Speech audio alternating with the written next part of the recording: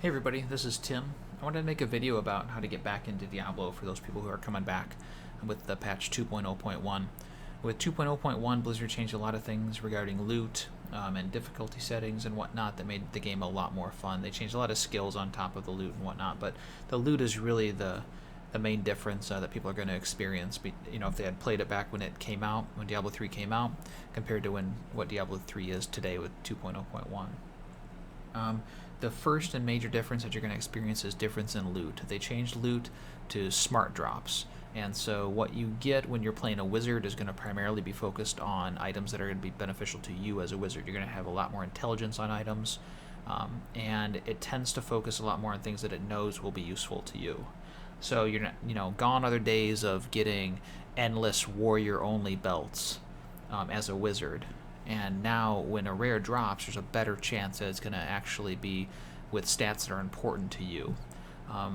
In addition to that, the other thing that's really beneficial that Blizzard changed with Loot 2.0 is how the crafting system works. And this is the main focus of this video that I wanted to make for the people coming back, because people coming back who have not played for 6, 7, 8 months, even possibly a year, may find it a little bit tougher to get back into it because they don't have maybe very good gear to do Torment 1 or even Master or something like that. But they have a level 60 character that, or maybe they just hit 60 and they want to kind of get to Torment 1 as fast as possible. So that's who this video is mainly going to be focused on. So crafting is now going to benefit from smart drops as well. So when you craft a belt as a wizard, there's a greater chance that that belt is going to have intelligence on it.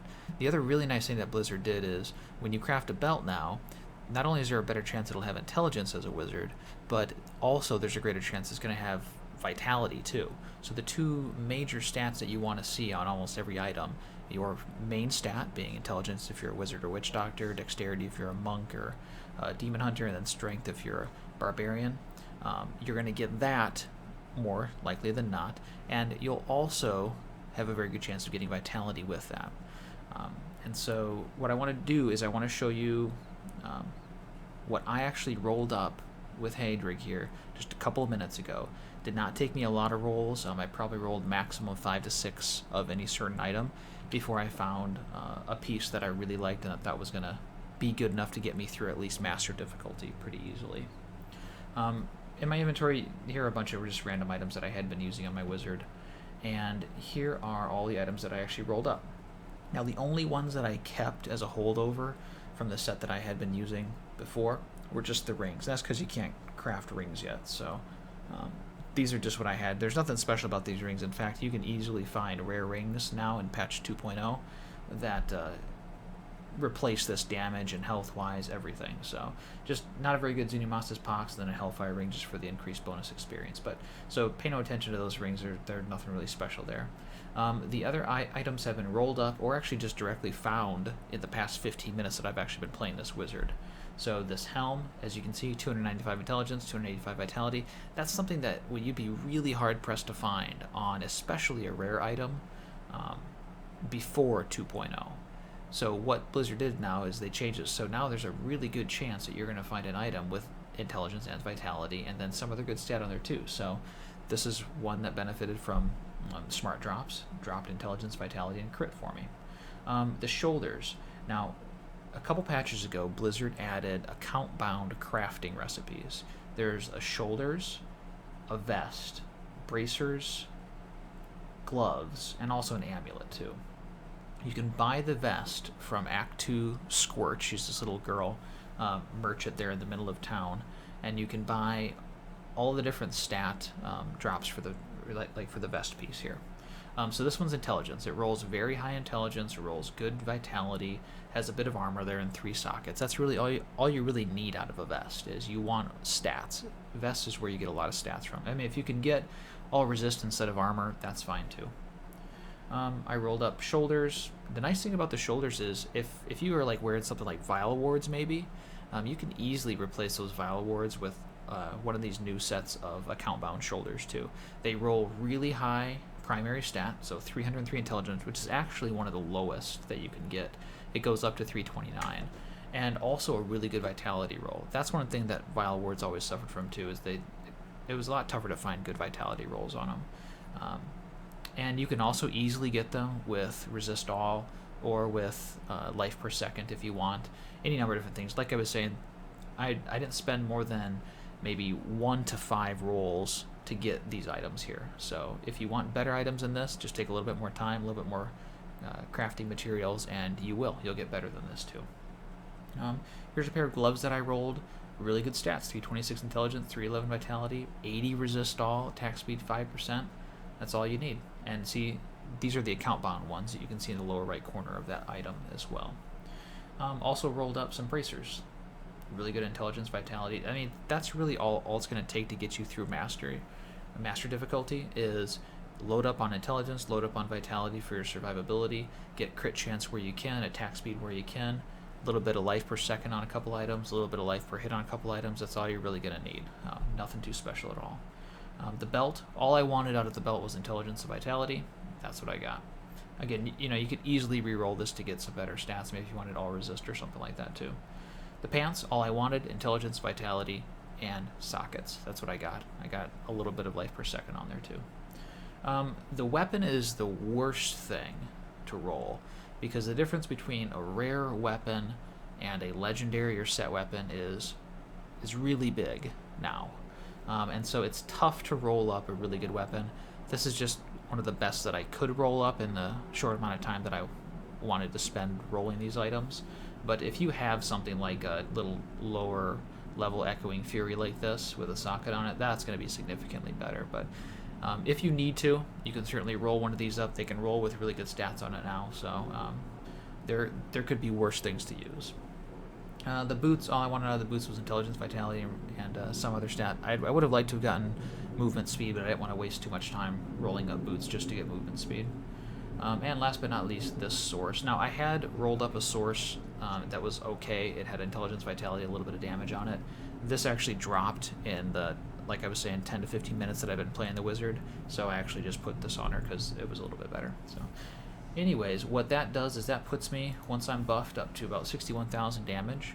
Nothing too special, is plenty to get me through Master difficulty and even started on Torment 1. Maybe especially if you're playing in a group, that's going to be enough to get you started. Again, once you get another item, like once you get a legendary weapon, really any legendary weapon that drops, it's probably going to be a smart drop, so you're going to have a lot of intelligence on it probably, and it's going to be significantly better. So like I was saying, this Echoing Fury is nothing special. If I put this in there, it sends me up to 86,000 just right off the bat, so pretty big difference there, but we'll use this for now. Alright, let's go check out how this goes. For the build, I'm just using Frozen Orb, Glacial Spike for Magic Missile, a random assortment of other abilities like Hydra and Slow Time, so nothing too special. You can do whatever you want to do with your build. So as you can see, it's not like I'm just completely one-shotting everything. Ooh, that could be an upgrade. I'm not completely one-shotting everything, but I am doing more than enough damage to get me through this difficulty. This is just Master difficulty. What I would focus on if I were coming back to the game right now is do just what I showed you. Roll up rare items for almost all of your slots to replace maybe some older, crappy items that you had. And go through a pretty easy difficulty. For this character, like with this much damage that I have, Master is going to be fine. And my goal is to get a legendary weapon. That's my only goal. I mean, any other legendary I get is going to be nice bonus, but my main drop that I want to see is going to be a weapon, because the weapon is going to give me the biggest damage increase. I forgot I have Hydra. And so once I get that, then it's going to do a lot to push me up into Torment, into the Torment area. Now the really nice thing about doing it this way too, if you do have to start over this way, the really nice thing is that when you get these rare drops, it's worth looking at, because there's actually a really good chance it'll be an upgrade too. It may not be a huge upgrade, but it could certainly be. But this is going to be enough to get you back into the game. It's going to be enough to get you up to the Master difficulty, which is the difficulty right before Torment. And the other really nice thing is it doesn't matter the difficulty that you're in. Like, there are some items that can only drop in Torment, None that I've seen, but you know, in my play in Torment so far. But and Torment does give you a little bit higher chance for legendaries and whatnot too. But don't feel bad if you can't do Torment yet. Don't feel bad if you can't do Torment until you get a couple pieces of legendary equipment. Just keep crushing Master or whatever difficulty you can manage until you get those items. The really nice thing that Blizzard did with Loot 2.0 is upgrades are now obtainable through actually killing things instead of just the auction house. So you don't have to rely on the auction house to get you through the game. You just have to rely on, well, taking the time to play through the content. And that's, I suppose if you can't stand to play through the content for your upgrades, then maybe you shouldn't be playing the game, because it's not fun for you. But anyways, that's all I really have to say about that. As you can see, it's not like it's super fast, but I am certainly doing enough damage. I have enough survivability right now. And let me show you what it's like then once I get a little bit of an upgrade. It is significantly different. Significantly better, actually.